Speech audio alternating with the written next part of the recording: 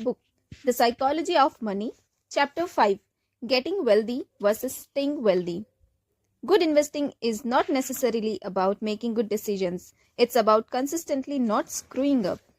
There are a million ways to get wealthy and plenty of books on how to do so. But there is only one way to stay wealthy, some combination of frugality and paranoia. And that's a topic we don't discuss enough. Let's begin with the quick story about two investors, neither of whom knew the other, but whose paths crossed in intersecting way almost a century ago. Jesse Livermore was the greatest stock market trader of his day. Born in 1877, he became a professional trader before most people knew you could do such a thing. By age 30, he was worth the inflation-adjusted equivalent of $100 million. By 1920, Jesse Livermore was already one of the most well-known investors in the world. The stock market crash that year, that unshared in the Great Depression, cemented his legacy in history. More than a third of the stock market's value was wiped out in October 1920 week, whose days were later named Black Monday, Black Tuesday, and Black Thursday.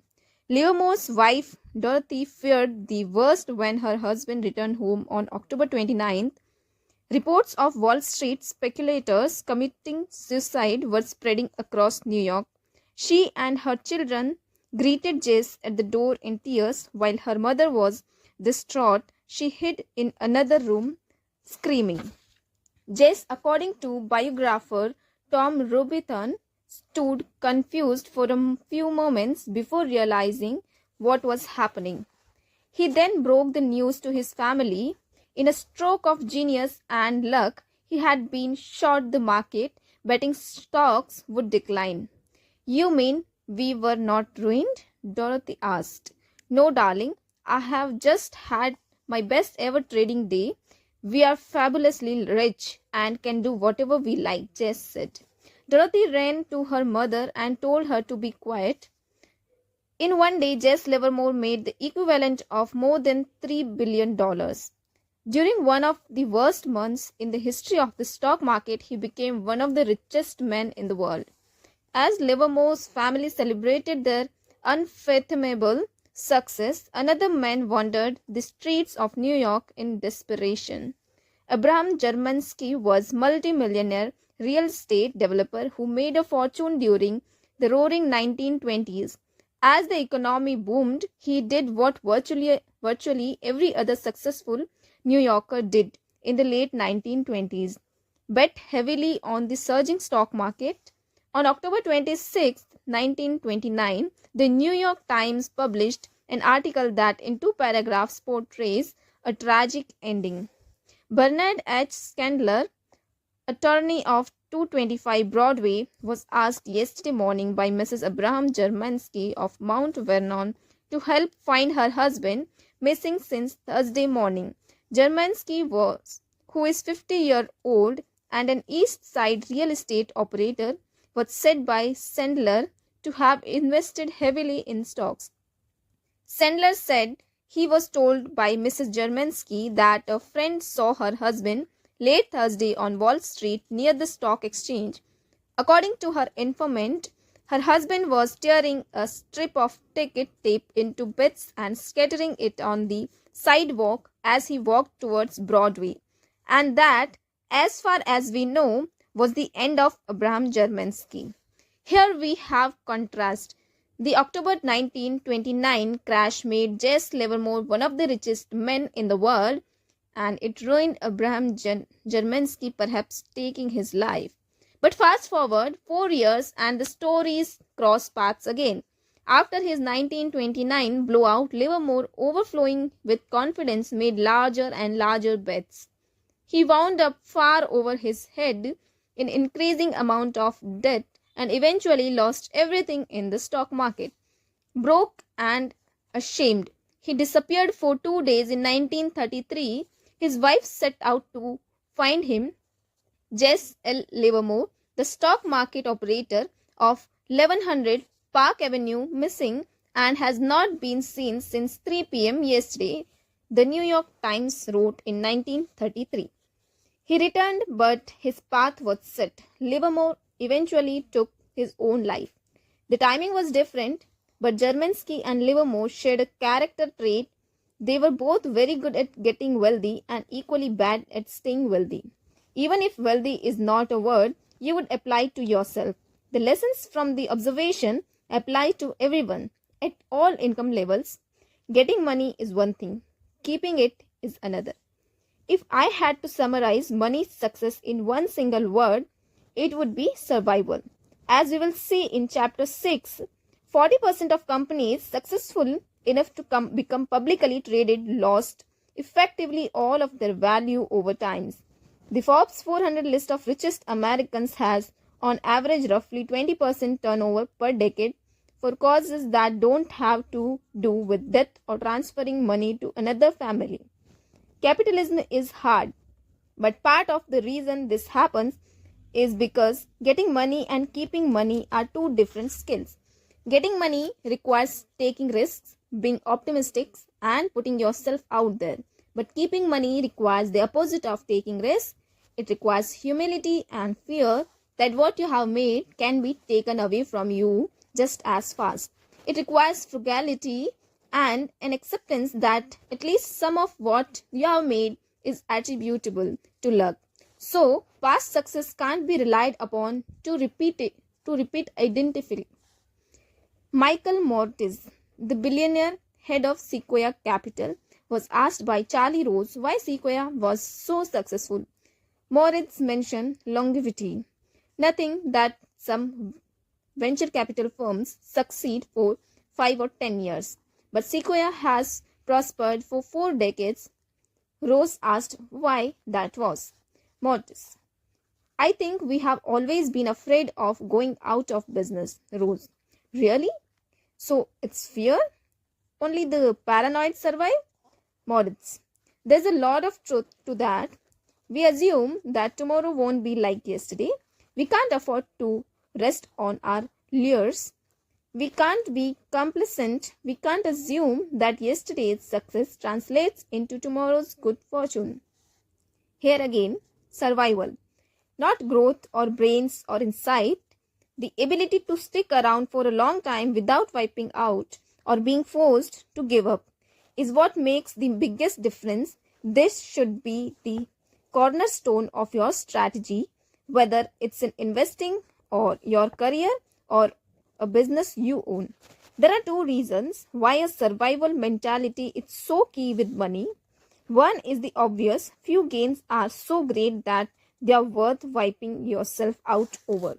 The other, as we saw in chapter 4, is the counterintuitive math of compounding.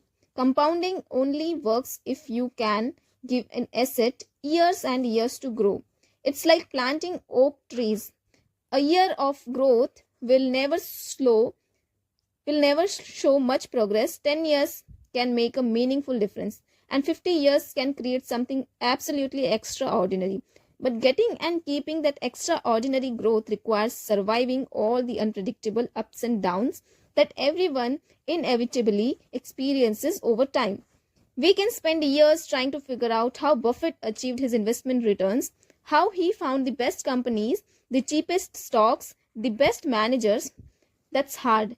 Less hard but equally important is pointing out what he didn't do. He didn't get carried away with debt. He didn't panic and sell during the 14th recessions he lived through. He didn't sully his business reputation. He didn't attach himself to one strategy, one worldview, or one passing trend.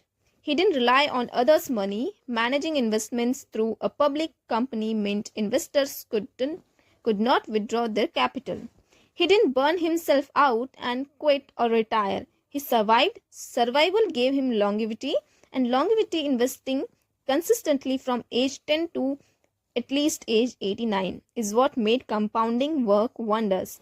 That single point is what matters most when describing its success. To show you what I mean, you have to hear the story of Rick Guerin. You have likely heard of the investing duo of Warren Buffett and Charlie Munger. But 40 years ago, there was a third member of the group, Rick Guerin. Warren, Charlie, and Rick made investments together and interviewed business managers together. The Rick kind of disappeared, at least relative to Buffett and Munger's success. Investor Mohnish Pabrai once asked Buffett what happened to Rick. Mohnish recalled. Warren said, Charlie and I always knew that we would become incredibly wealthy. We were not in a hurry to get wealthy. We knew it would happen. Rick was just as smart as us, but he was in a hurry. What happened was that in the 1973 to 1974 downturn, Rick was levered with margin loans, and the stock market went down almost 70% in those 2 years. So he got margin calls. He sold his Berkshire stock to Warren. Warren actually said, I bought Rick's Berkshire stock at under $40 a piece. Rick was forced to sell because he was levered. Charlie, Warren, and Rick were equally skilled at getting wealthy, but Warren and Charlie had the added skills of staying wealthy, which over time is the skill that matters most. Nassim Taleb put it this way, having an edge and surviving are two different things. The first requires the second. You need to avoid ruin at all costs. Applying the survival mindset to the real world comes down to appreciating three things. Number one, more than I want big returns, I want to be financially unbreakable. And if I'm unbreakable, I actually think I'll get the biggest returns because I'll be able to stick around long enough for compounding to work wonders. No one wants to hold cash during a bull market. They want to own assets that go up a lot. You look and feel conservative holding cash during a bull market because you become acutely aware of how much return you are giving up by not owning the good stuff. Say cash earns 1% and stocks returns 10% a year. That 9% gap will gnaw at you every day. But if that crash prevents you from having to sell your stocks during a bear market, the actual return you earned on that cash is not 1% a year. It could be many multiples of that because preventing one desperate, ill-timed stock sale can do more for your lifetime returns than picking dozens of big-time winners. Compounding isn't rely on earning big returns.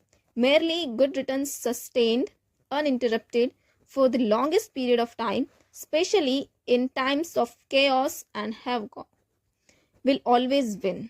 Number two, planning is important. But the most important part of every plan is to plan on the plan, not going according to plan. What's the saying? You plan, God laughs. Financial and investment planning are critical because they let you know whether your current actions are within the realm or reasonable. But few plans of any kind survival their first encounter with the real world. If you are projecting your income, saving rate and market returns over the past next 20 years, think about all the big stuff that's happened in the last 20 years that no one could have foreseen.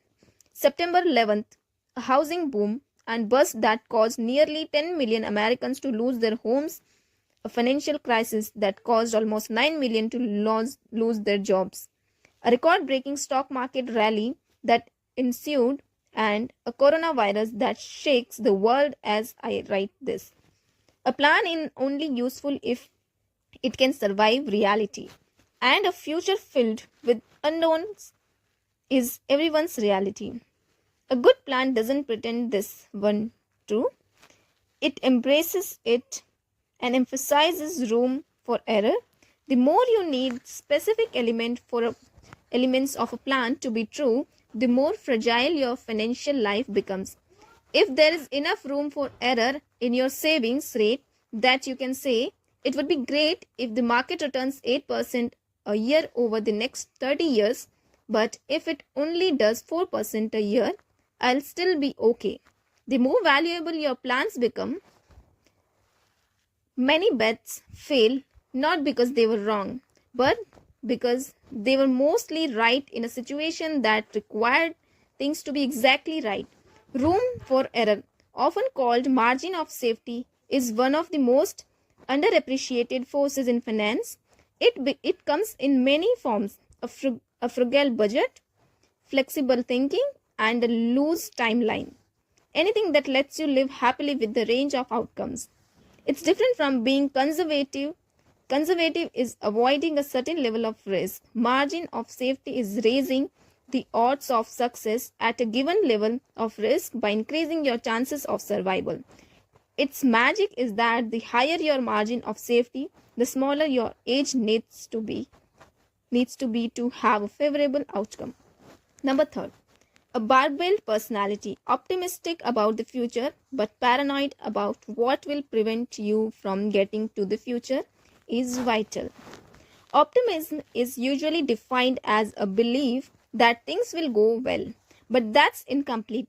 Sensible optimism is a belief that the odds are in your favor and over time things will balance out to a good outcome even if what happens in between is filled with misery.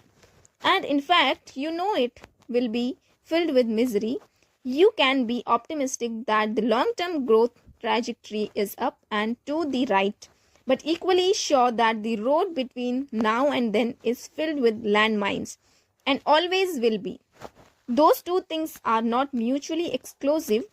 The idea that something can gain over the long run while being a basket case in the short run is not intuitive, but it's how a lot of things work in life.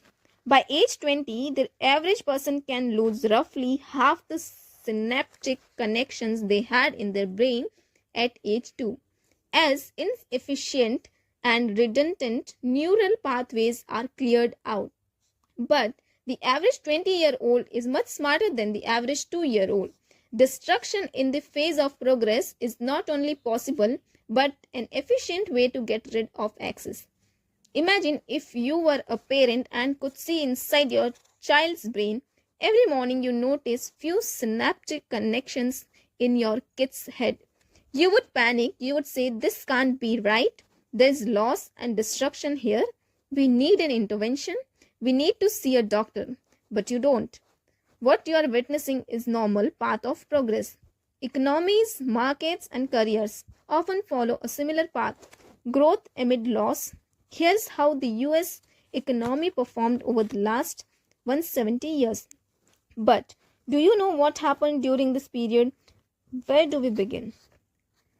1.3 million Americans died while fighting 9 major wars.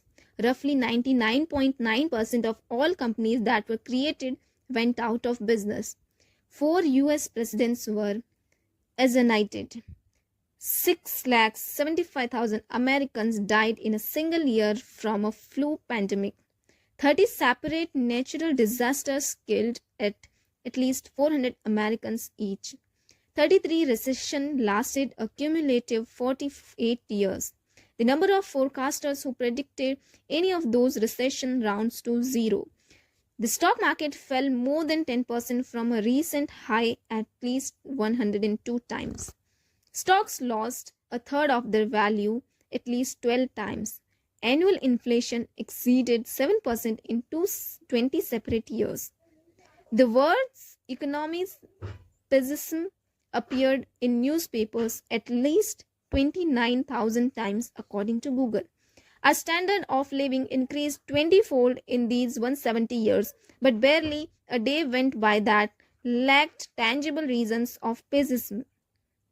A mindset that can be paranoid and optimistic at the same time is hard to maintain because seeing things as black or white takes less efforts than accepting nuance.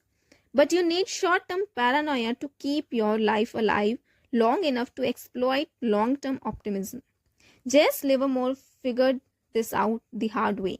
He associated good times with the end of bad times. Getting wealthy made him feel like staying wealthy was inevitable and that he was invincible. After losing nearly everything, he reflected, "I sometimes think that no price is too high for a speculator to pay to learn that which will keep him from getting the swelled head. A great many smashes by brilliant men can be traced directly to swelled head. It's an expensive disease, he said, everywhere to everybody. Next, we will look at another way growth in the face of adversity can be so hard to wrap your head around.